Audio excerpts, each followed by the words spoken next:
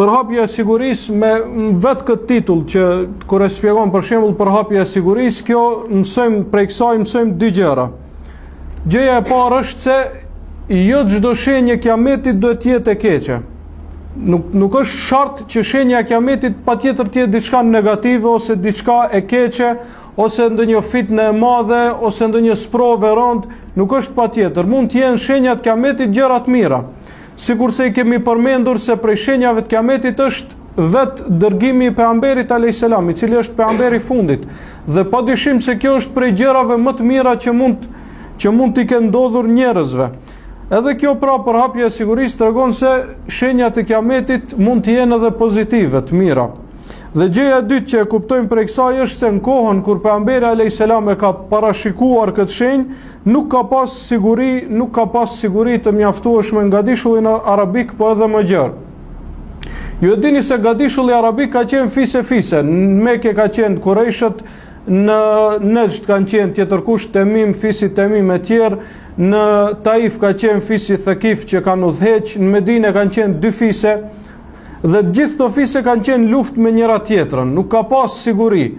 Andaj për të udhëtuar për shembull dikush prej Mekë për shkuar në Nejd është dashur që të sigurohet, që të merr për shembull me veti njerëz, të merr armë, edhe përsëri nuk e ka ditë se a do të jetë i sigurt apo dikush prej fisit tjetër do ta sulmoj.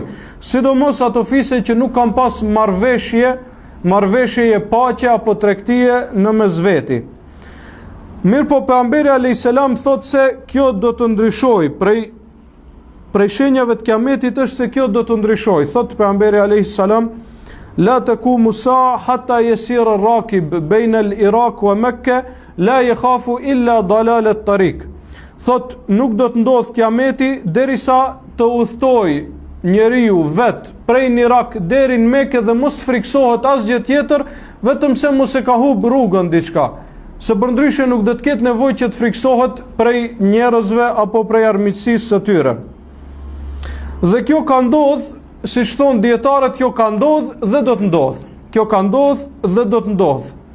Pra prej dobisë saj është se mund të përsëritet një shenjë disa herë. Kjo ka ndodh në kohën e sahabëve radiallahu anhum kur u përhap shteti islam. Se ka Persia edhe Iraku ka sunduar më para mbretëria e Persisë, do të thonë shteti persik. Ndërsa këndej ka Shami, Siria, Palestina, Libani, sodit ka sunduar Bizanti. Në kohën e sahabëve, gjithsesi në kohën e 4 halifeve të drejtë, përhapet islami, shkatrohet perandoria persiane, Bizanti dukshëm tërhiqet shumë nalt dhe përhapet islami në Egjipte, në Afrikën veriore, kështu që tërë këto vise që më herët ishin të rrezikshme dhe kishte 2-3 shtete që sundonin aty, u bën të gjitha ato hynën në umbrellën e shtetit islam dhe të muslimanëve.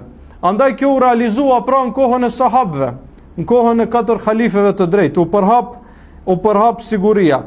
Dhe thon dietarët do të realizohet edhe një herë në kohën e Mehdiut dhe Isës alayhis salam, sepse para se shfaqet Mehdiu, i cili është një musliman prej muslimanëve, është pasardhës i pejgamberit alayhis salam, pra prej familjes të pejgamberit alayhis salam, e ka emrin si emri i tij dhe emrin e babait sikur emri i babait pejgamberit alayhis salam.